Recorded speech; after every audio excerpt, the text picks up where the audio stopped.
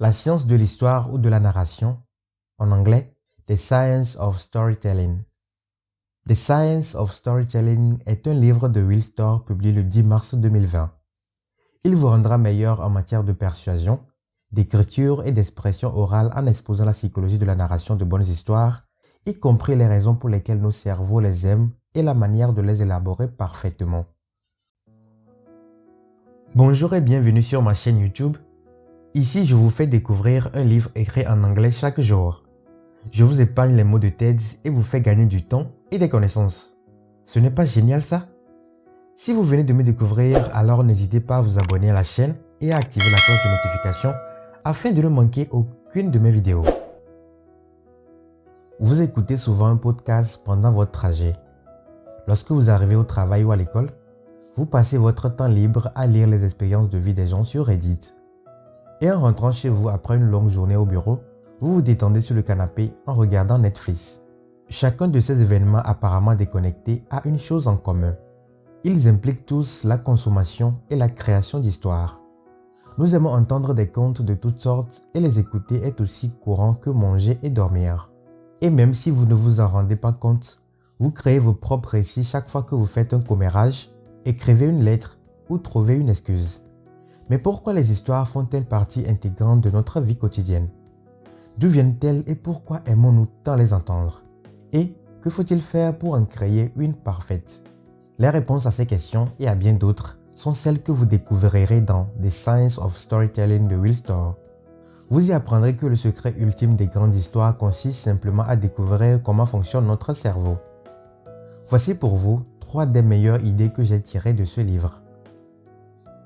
Première leçon. C'est dans la nature humaine d'aimer les histoires. Ce que vous vivez en ce moment est-il une simulation? Si vous vous êtes déjà posé cette question, vous n'êtes pas le seul.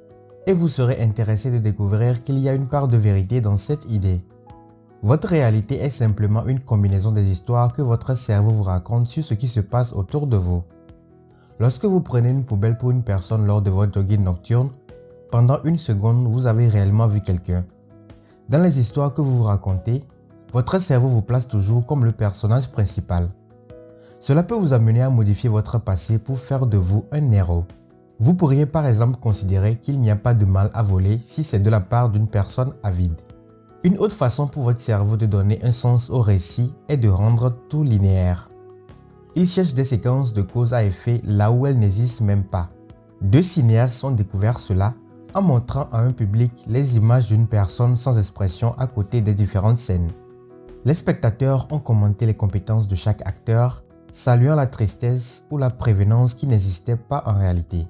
Les histoires sont également un moyen pour nous de tenter de comprendre ce qui nous entoure.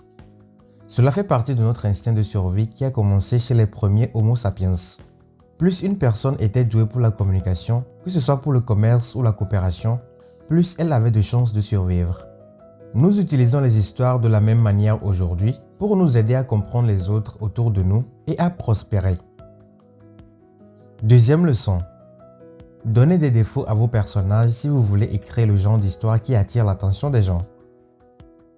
L'un des effets secondaires du fait que votre cerveau vous présente toujours comme le héros de vos histoires est qu'il vous place moralement au-dessus de tous les autres.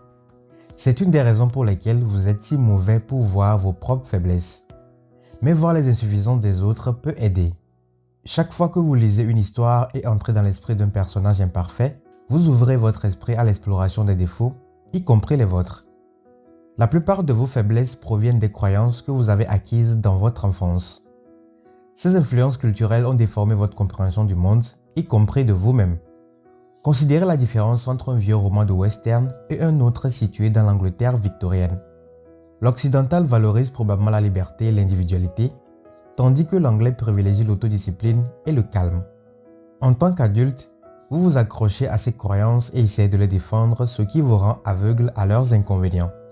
Cependant, lorsque vous vous plongez dans une histoire, vous pouvez voir plus clairement les croyances erronées des personnages. De plus, comme vous aimez fixer et atteindre des objectifs significatifs que vous pouvez contrôler, vous aimez aussi voir cela dans les histoires.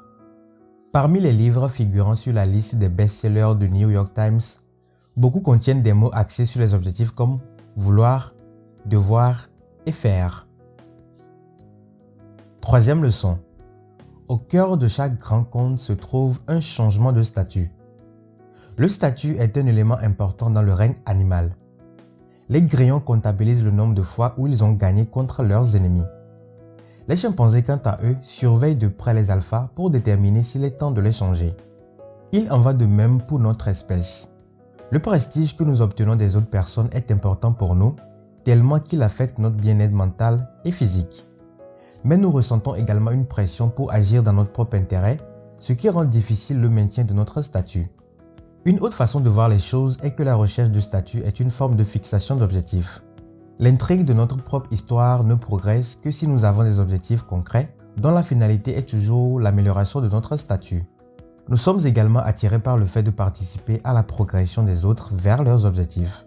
C'est pourquoi les jeux avec des objectifs clairs et partagés, comme Fortnite par exemple, sont si populaires. Lorsqu'il s'agit de votre propre parcours de fixation d'objectifs, vous avez tendance à vous considérer comme l'outsider. Cela vous pousse à encourager ceux qui ont un statut inférieur et à espérer que ceux qui sont au-dessus de vous reçoivent les mauvais coups qu'ils méritent.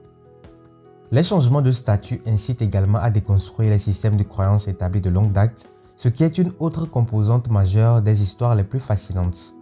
Prenez le roi Léar de Shakespeare par exemple. Son changement de statut et l'effondrement de la croyance selon laquelle tout le monde fait ce qui est le mieux pour lui sont les principales raisons pour lesquelles cette histoire est si intéressante. J'ai lu beaucoup de livres sur la narration récemment et The Science of Storytelling doit être l'un des meilleurs. D'habitude, j'essaie d'apprendre comment utiliser le pouvoir des contes à des fins de marketing, mais j'aime que ce livre me rappelle à quel point les histoires sont agréables juste pour le plaisir. J'espère vraiment m'améliorer dans cet art, non seulement pour le bien de mon entreprise, mais aussi pour améliorer ma capacité à communiquer avec les autres.